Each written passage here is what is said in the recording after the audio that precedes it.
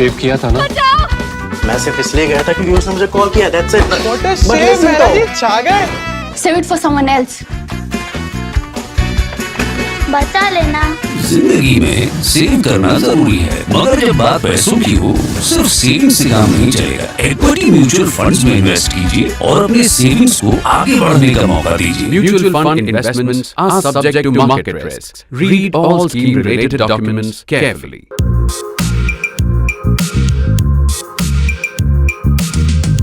How long do you give Indian secularism? If you'd asked me this question even 5 years ago, I'd have said, what kind of question is that? Secularism is what India is about. It's the basis of modern India. It's the idea that being Indian is something that everybody buys into.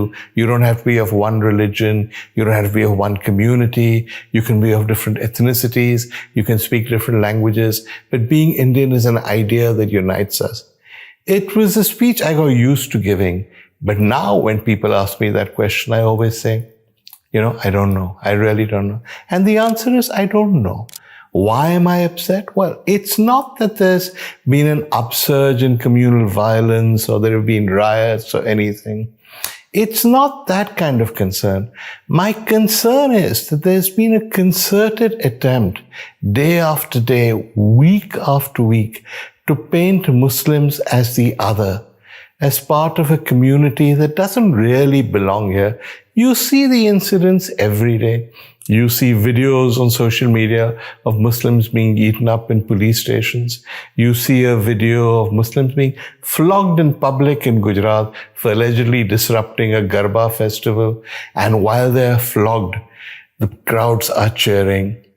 You see instance after instance of BJP leaders making speeches asking for economic boycotts of a certain community. I could go on and on, but these instances mount every day.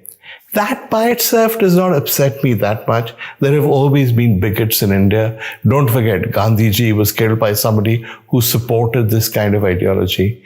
What worries me is this. Hindus are no longer disturbed or horrified by all of this. They are no longer objecting. One reason why India has been a secular democracy, and let's be honest, it's politically incorrect to say this, is because Hinduism is one of the world's most tolerant religions. We don't really seek to convert people. We don't seek to impose our will on people. We were happy always to let people follow their faith. That's changing. That's no longer true.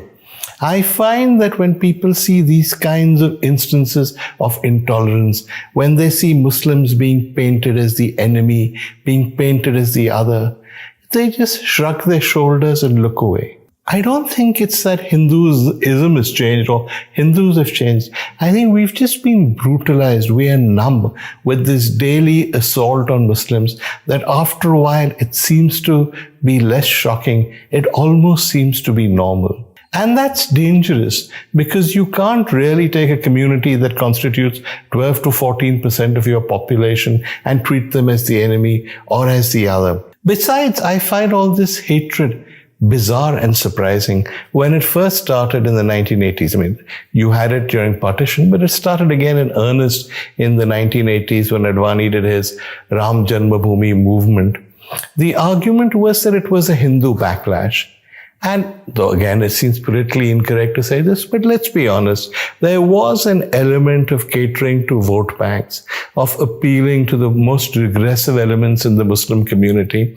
And it was understandable that Advani was able to exploit Hindu feelings and say secularism has just become an excuse for the Congress to pamper is his word, or appease Muslims. He overdid it, he exaggerated it, but there was a kernel of truth to that. But does that argument apply now? Can anybody in his right mind claim that Muslims are appeased in today's India? So that whole Muslim appeasement, Hindu backlash argument is dead. Then there was a second argument, and that argument was that Hindus never become violently Hindu in the way in which they act unless they're under threat. And the community has felt under threat from Muslims because there's been terrorism, there have been attacks from Pakistan, and this is the favorite word of Indian communalists, there's been jihad. These people are jihadis. Now, it's been a long time since there have been any major terrorist attacks in India, let alone terrorist attacks that can be linked to India's Muslims. Even the whole Pakistan threat is hardly talked about by our politicians these days. So that argument also does not apply. So because it's becoming harder and harder to look for grievances, to tell Hindus that the reason we're against Muslims is because they've done the following, people are groping, they're searching for things. One common approach has been to reach back into history, go back hundreds of years, try and find some example of an injustice done to Hindus. Say that such and such ruler who was around the 16th century treated Hindus badly, or say that this mosque was built on a spot where several hundred years ago there was a temple. When you have to go back several hundred years to find a grievance against Muslims, that means there isn't really much to complain about now, right? You're pretty desperate to go back so many hundreds of years and to try and link today's Muslims with whatever people did hundreds of years ago makes no sense anyhow. And yet the anti-Muslim propaganda is based on stuff like this. And from there comes the second argument, which is that not only did they do this hundreds of years ago, Hindu gods are constantly being attacked. It is our job to protect Hindu gods. Now, any Hindu will tell you that our gods do not need trolls and lafangas to protect them. Yet this is the argument, that they have to go around beating up Muslims, they have to launch social media attacks because Lord Ram, Lord Shiva, our great gods need protecting from these guys. It's pathetic, but that's the argument. So everybody is now accused of having insulted Hindu gods. For instance, the comedian Munawar Farooqi was arrested and kept in jail for no crime at all on the grounds that were he to have continued with his act, he might have said something against Hindu gods. The whole campaign against Amir Khan, against various Muslim actors, is always based on the claim that they and Bollywood in general insults Hindus, insults Hindu gods. I mean, it's a nonsensical claim, but it's a measure of how much groping around there is because there is no genuine grievance. So they make up grievances like this. Attacking Hindu gods is just the most convenient. And then there follows another whole set of activities because of that, because Muslims took over Hindu temples apparently, because they insulted Hindu gods. So you have to sort of airbrush them out of our history.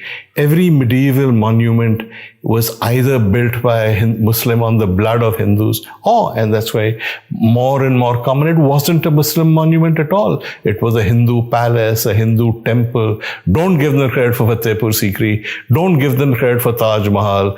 These were all Hindu monuments that they took over. I mean, historically, this is junk. And yet on social media, this is the kind of nonsense that's being spewed again and again. This sad and pathetic attempt to deny our history, to paint Muslims as people who never achieved anything in this country, and whatever they achieved was done apparently on the blood of Hindus, and therefore is to be airbrushed out of history. It's not just Muslims. The business of offending the Hindu religion, of insulting gods, extends to the lower castes. Look at what happened to an AAP minister who converted to Buddhism recently. He took an oath that Dr. Vir Ambedkar also took. And that oath essentially said, and this was taken by many Dalits, that they were converting to Buddhism because Hinduism had not been fair to them. It's okay, apparently, for Dr. Ambedkar to have said this. There are pictures of him in every government office. But woe betide anybody now who dares say this. The moment this happened, Arvind Kejriwal, the great secularist, promptly sacked the minister. He kept the pictures of Ambedkar on his wall, of course, but this man was sacked and Hindus said he had to be sacked because he had insulted Hindu gods. Now what's worrying is that Hindus no longer protest about these things. Even political parties let people get away with it. There are protests muted from the Congress, but not as strong as they would be. And in the case of AAP, I sometimes wonder, what is Kejriwal playing at? Is his plan B to become General Secretary of the Hindu Mahasabha? If he is, then certainly his campaign is going extremely well. So the so-called secular politics that used to oppose this kind of communalism is dying. Nobody is opposing it. We are letting it go on. We are letting people invent these imaginary grievances. We are letting people put the Muslim community down because, we're moving on and this will go on. We don't care. It's a very dangerous thing to do, not just because it's unfair and unjust, but also because practically it makes no sense. If you keep doing this to Muslims, at some stage there will be pushback. They will not allow you to constantly keep abusing them, constantly keep flogging them, constantly keep acting as though this is not their country.